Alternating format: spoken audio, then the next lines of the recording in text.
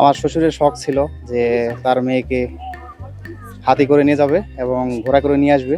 তার শখ পূরণ করার লক্ষ্যেই আমার সম্মতি ছিল এবং এইরকম একটা আনন্দঘন পরিবেশ প্রতিটা পুরুষ মানুষের বিবাহিত জীবনের একটা সৌভাগ্য এবং আরাধ্য। এটা আমি অনেক সম্মানিত এবং এই ফিলিংস আমি বলে বোঝাতে পারবো না যে এইরকম একটা মোমেন্ট আমার জীবনের জন্য সত্যিই অপ্রত্যাশিত এবং আমি অনেক সারপ্রাইজ।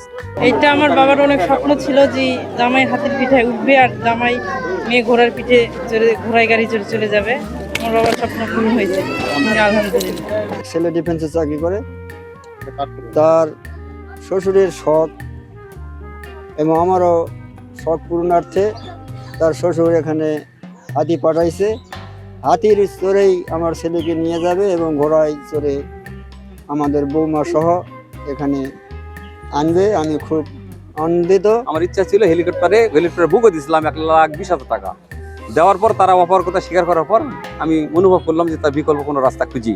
তখন আমি চিন্তা করলাম যে হাতিতে নিয়ে আসবো, ঘোড়ায় গাড়ি জামাই মেয়েকে পাঠাবো। এই সিদ্ধান্ততেই আমি এই আয়োজনটা করেছি আজকে। বর হাতিতে চড়ে শ্বশুরবাড়িতে আসছে বিয়ে করার জন্য।